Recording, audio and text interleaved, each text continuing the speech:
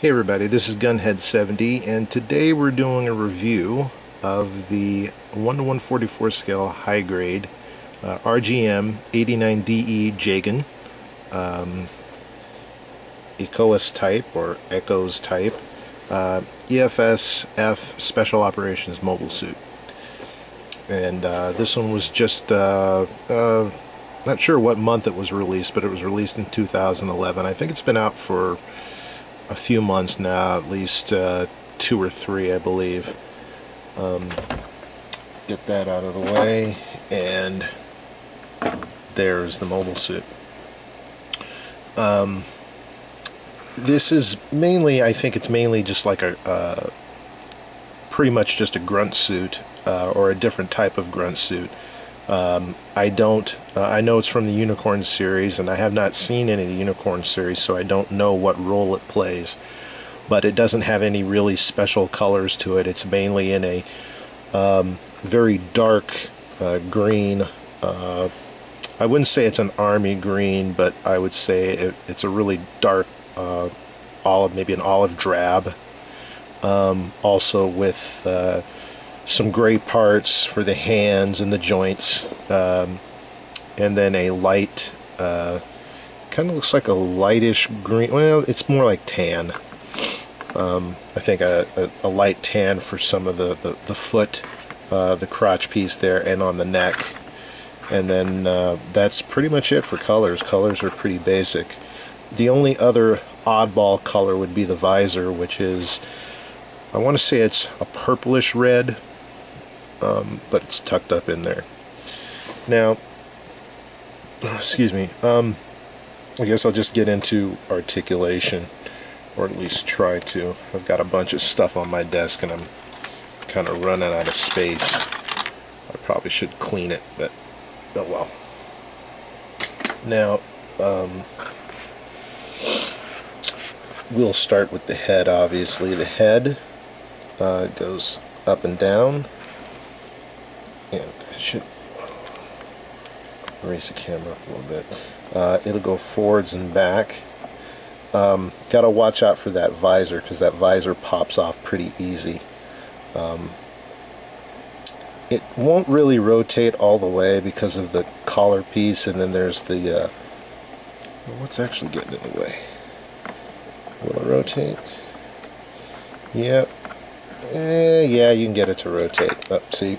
And there went the visor. And that's what you got to watch out for, because the visor will come off very easily. There you can see that the red eyepiece there, which is actually kind of odd, because the red eyepiece, if you look inside it, it's a single mono eye, which is more to like a Zaku. At least that's what I think. But anyway, so the head will rotate 360. You've got the arms; they will rotate 360. They move forward and back a little bit. The arm will go up that far, because there's another joint underneath the arm, so you can get the arm to go up that far. And then the shoulder armor will pivot separately, up and down. 90 degrees at the elbow. That's not double jointed, it's a single joint, and the wrist is on a ball joint, so it'll wiggle around and it'll rotate. Waist movement is on a ball joint, so like a lot of different the newer Gundams, if it's flat, if it's all the way down, it doesn't move forward or back, but if you separate a little bit, you do get some side-to-side movement. It will rotate. Actually, no, it won't. The backpack, excuse me, hits the side skirts, so you can't rotate it 360, but you can turn it quite a bit. The legs go forward that far, backward all the way. Get that arm out of the way. Knee joint. The knee joint is kind of double jointed, but it only bends pretty much at a 90. and then the feet go forward, backward, and then move side to side, and that's about it. They do the typical separate joint underneath where the legs mount, so the legs can move separately of the waist, so that's pretty good. And the legs are put on with a ball joint.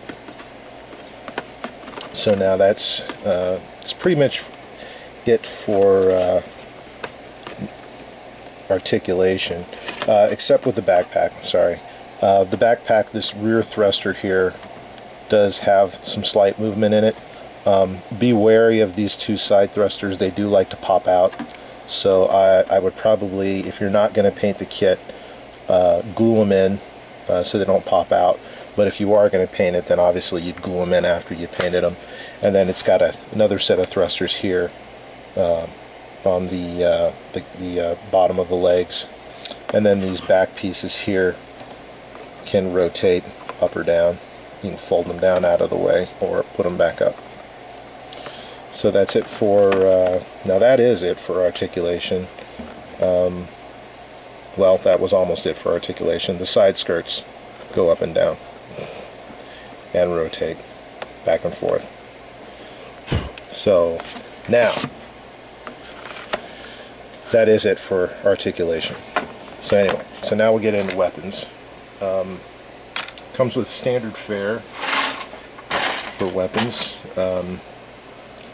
He gets a bazooka, and it's got two handles on it. This handle, which is the trigger handle, will move forward and back a little bit, and then it's got a side handle here that flips out, and you can flip it forward or flip it back and keep it flush. It does have a small scope on there, and here is the rifle. Not sure if it's a beam rifle or not, but it's, you know, machine gun. Looks like a machine gun. I've got the trigger hand mounted on it, and then there's the shield. And it's a very unique looking shield. Doesn't look like any other shield that I've seen in the Gundam range, and it mounts normal spot right on the back of the arm.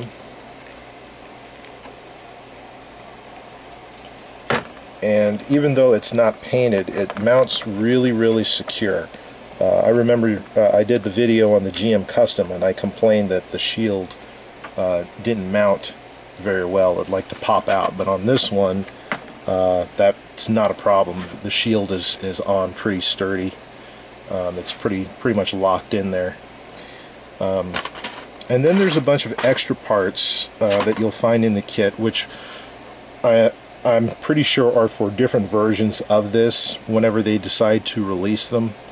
I believe similar to the GM Custom, there's different versions of that one, so I'm pretty sure that this one will get different versions of it as well. You get a different visor for the front. There's actually a completely different head that's in here. It's similar to this one, but there's a bunch of changes have been made to it. And then there's just some little odds and end pieces for this whole chest piece here. This whole chest piece here comes off, as you can see, and there's a little insert you can put in there to change the chest if you don't like this chest, and it comes with a different waist and crotch, which allow you to change it. But the other waist and crotch have little indentations for front skirts, but the front skirts aren't in the kit, so you wouldn't be able to use those because there are no front skirts. You could probably, well, I guess you could scavenge some from another kit, but this kit doesn't have those front skirts in it. And then you get the beam sabers, nice clear pinkish beams, same color as the visor, I think. Yeah, should be same color as the visor. The other thing that came with the kit, which I thought was kind of neat, was they give you this, and it's part of the it's the E-plate. It's part of the E-plate right there. It's part of the E-plate, and what you do is this actually holds your visor. And so you'll see this little notch right on there, and then the visor has a little notch in there. And what you would do is excuse me, it just pegs in like that, and it's just something to hold the visor. And then the rifle, which has your hand in it, with the extra hand, you just mount it in the hole. See that hole right there? You just mount it in the hole. Now I'm not quite sure, you know, just have them sitting there, I guess.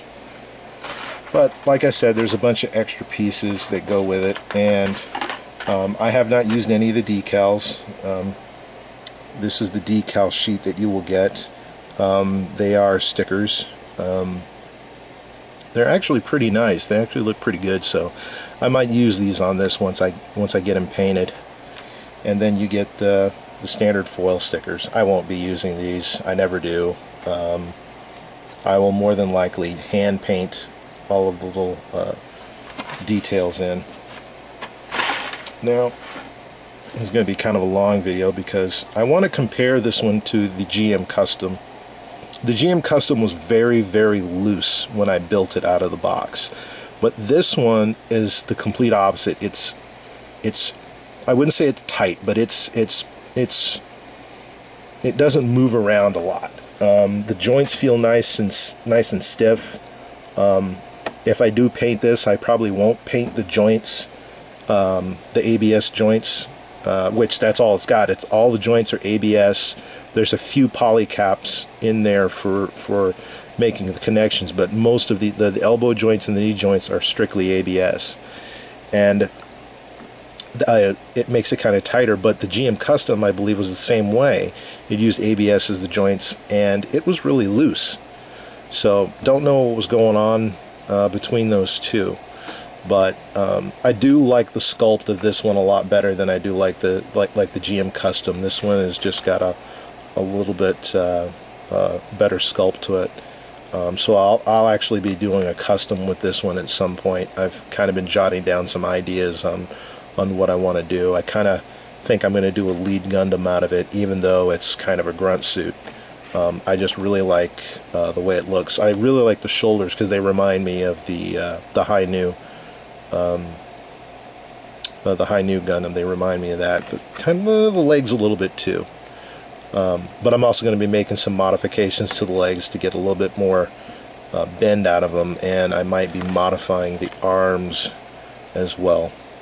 So that's pretty much it for this little review here, and I'll talk to you soon.